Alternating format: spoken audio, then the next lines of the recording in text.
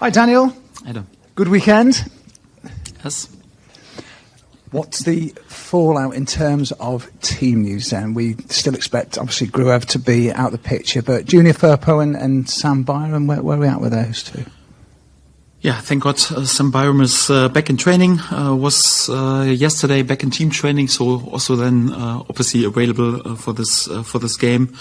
If he comes through the session also today, and we have a little session also tomorrow morning, but I expect him to be available. Sadly, bad news with Junior Firpo. It's a serious muscle injury in his hamstring. The doctors expect him to be out for 4 to 6 weeks. Means he will definitely be out over the festive period. So in the next upcoming 7 league games, he won't be in contention. So for that, definitely bad news. Bad news with him. Yes, most of the players came through the game without major injuries. There are some question marks around Jaden Bogle because he felt also some muscle pain, was not in the sessions in the last day. So at the moment, it's perhaps a bit more likely that he will miss the game than that he is available. But we still have a bit of hope and make a late decision also with him because he is in a really good shape and obviously would like to have him with us, but. Will definitely be a late call with Jaden Bogle. Yes, apart from this, no new news. All the players who were available for the last game are also in contention for tomorrow. Jaden Bogle, is that a hamstring muscle issue as well? Yes, we have scanned him, so there is no structural damage, so not a major thing. It has perhaps a bit more to do with the load, so and with a quick turnaround, it's a big question mark. If he's available, he feels a little bit on the stretch anyhow, and we'll make a late decision with him. When you get things like Junior Firpo in a key position for you, obviously a left back, when that happens and it's all of a sudden, does this make you suddenly have to alter what you might be doing in January very quickly now?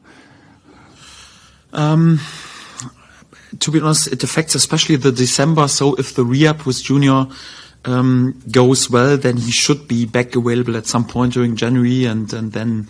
Obviously, we don't have to think about another option on this position if there would be in the upcoming days or weeks a major injury like a ACL, hopefully not, and the player would be out for a month or till March or April or something like this. Then definitely we would have to adjust our plans. But this injury is, of course, a bit heartbreaking for us for the next upcoming games because Junior is such an integral part for our squad, but.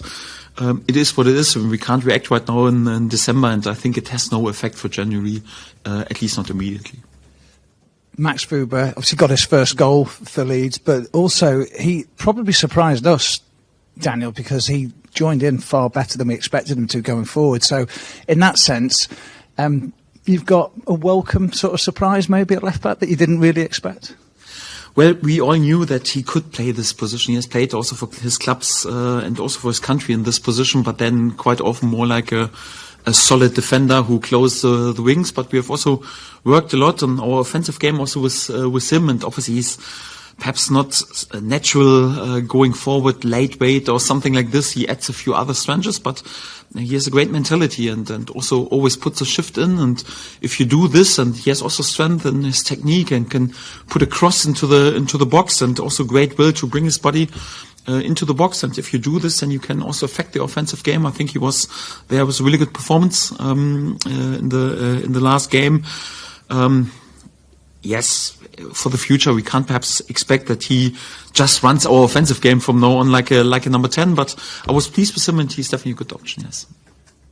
I heard you speaking to Simon Grayson after the game on Saturday, and you talked about how much attack versus defence that you do, knowing that most teams come to defend against you. With that in mind, and I'm not trying to rake up the old, is he a 10, is he a 9 with Joel Piroe, but have you done something different with Joel Piroe this season in terms of developing his game? I mean, obviously he's got his goals, whether he started or not, but have you coached him differently or developed something with him?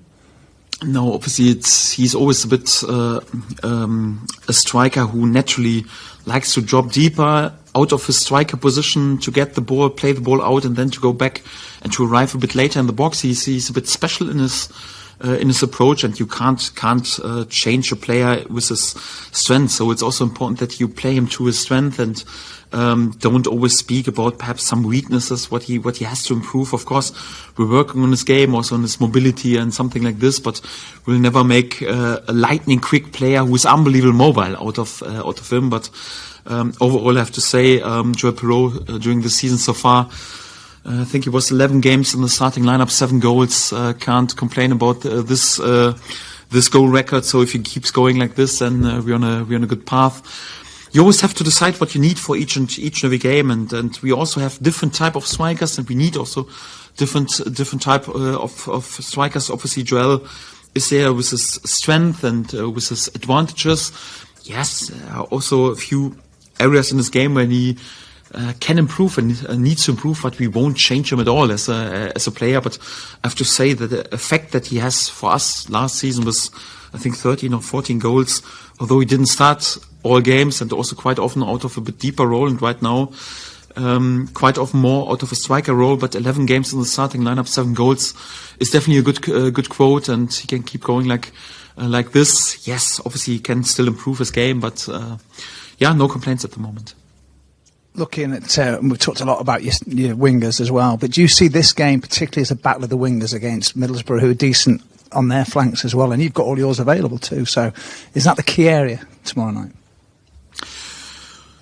All is connected. So our wingers all alone won't be able to win the game, and their wingers more or less the same. It's always important that you initialize your attacks in a proper way. It's always important that you work together pretty compact and structured against the ball and are compact in terms of defending. And then, of course, we try to bring also our creative players, and we have creativity, especially also on the wings, then into good positions, and then hopefully they can deliver also with some creativity, with goals, with assists, with end products.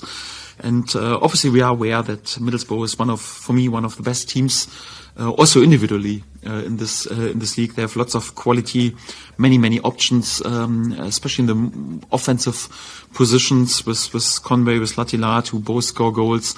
With top winger options with Stoke, with Jones, who came in the last games with Azaz. So several other really good options. We know it's especially attacking minded, one of the best sides in this league that you can face, and for that it's also important that our defensive players are spot on, but also that our compactness is spot on. And the more we gain possession, the more we can control the game, the more we can also bring our offensive players into good positions, and our wingers also need good movements from our striker, from our number 10, in order to shine. So one player all alone can't win in nowadays the games anymore. So this could be, perhaps still Leo Messi at his prime or Diego Maradona, but we don't have a player of this caliber. So we need to work as a team, and this is quite important. And just finally for me, I know they're probably two very different lineups compared to the League Cup game, Daniel, but as a coach, is there a bit of you that burns inside and think, I want to put that one right? That was the poor performance of the season so far. Yes, we're all competitors. There's no doubt about this, but I wouldn't compare this because, like you said, it was completely different lineups. We've rotated a lot. It was also a strange day because just hours before the game we experienced that Georgie Rutter would leave us. He was still in the game day squad, but even more or less in the dressing room he was in tears, and then because all the players liked him, more or less everyone the same, so it was difficult to focus on this game. So for that, you can't speak about revenge or something like this. The only effect that this game had is that we won't win the Carabao Cup in this season, and we haven't met in the championship so far. I think this is quite an important game, but the game a few months ago doesn't play any role. It just has shown that Middlesbrough, if you're not spot on, they are a really good side, and especially if you can't control their offensive game, then you have a problem. So it has shown again what we would have known anyway. That's a really good side, and you have to be rock solid also in terms of your defending behavior against them. But it was a completely different scenario, and I think it plays no role for tomorrow. Hello. Saw a report in Bulgaria this week that Ilia is back on the grass, or got back on the grass recently. Is he making good progress? Is that accurate? Is he surpassing expectations with his recovery? Yes, back on the grass with trainers on and running on the grass instead of just running on the treadmill. So he's doing some running stuff, but it will last a while till he's really back in team training. Obviously, sometimes he has also his boots on to get used to his boots again. Also, like, he runs with the boots, but he's far away from being involved in team trainings, from tackles and whatever. So he won't return back to team training in the next couple of weeks or whatever. It will last a while.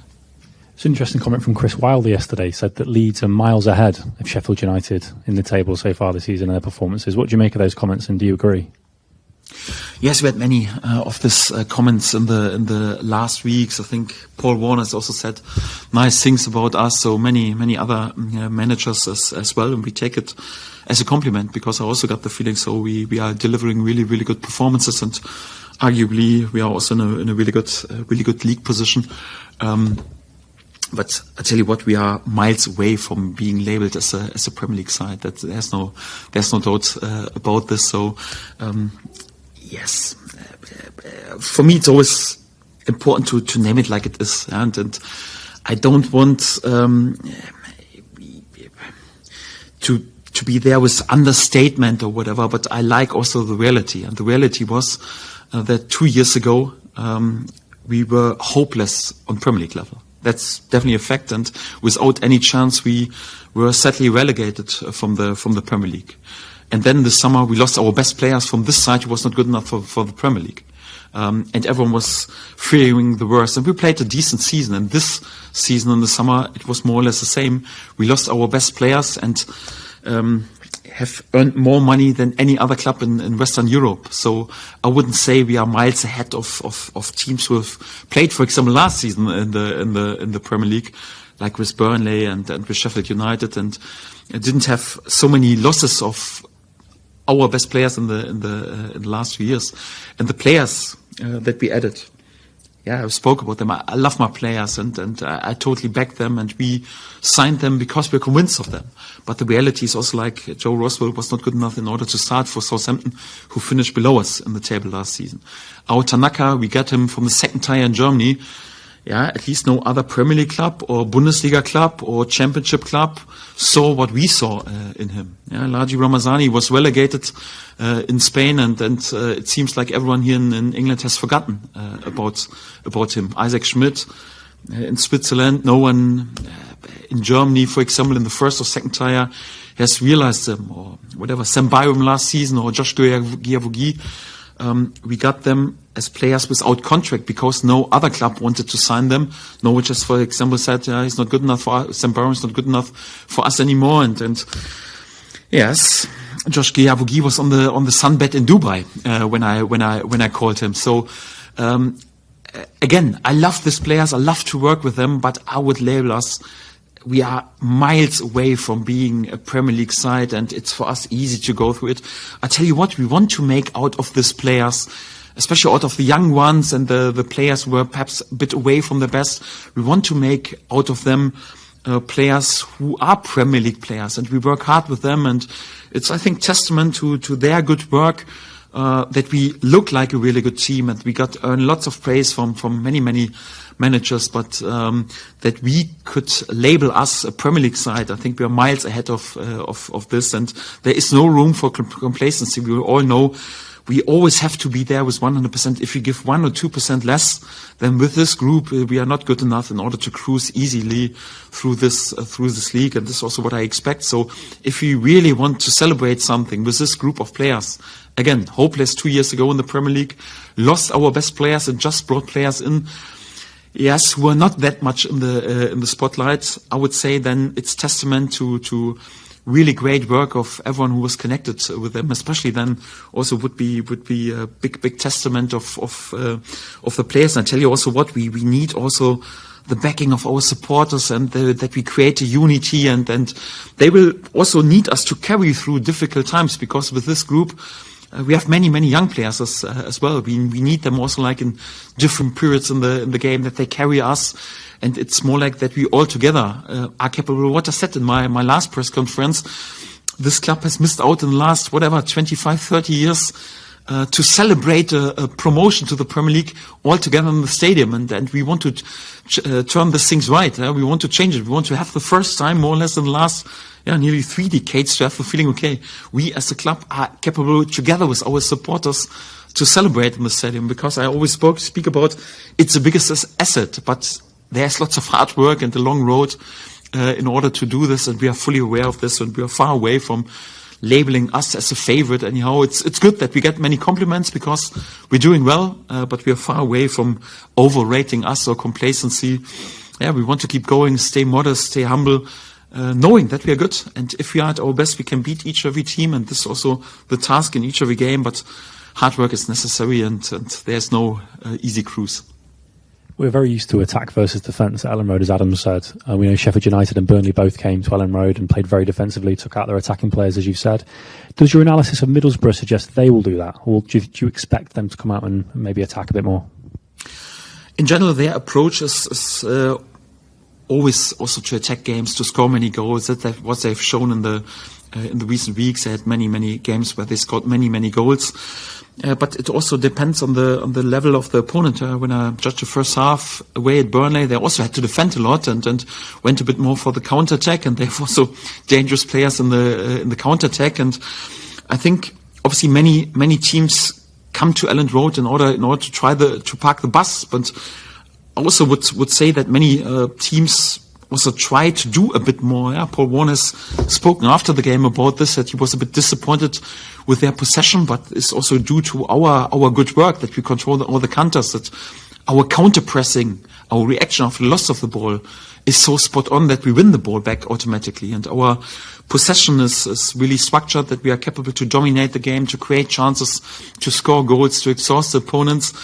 And I think it's also, they don't want just to be in the ropes and just to defend. I think they also want to attack, and I'm pretty sure that Middlesbrough will try the same tomorrow. And of course, it's opened then a bit more space, but we also want to be dominant again and try to push them back close to their own box, because it's not like, okay, we play one mistake pass after mistake just in order to write them or say, no, we don't want to have the ball, come on, you got it, and we just want to drop back. So it's not in our DNA. We are made for attacking. We want to be the protagonists on the pitch, and if we are that dominant, then we all like this.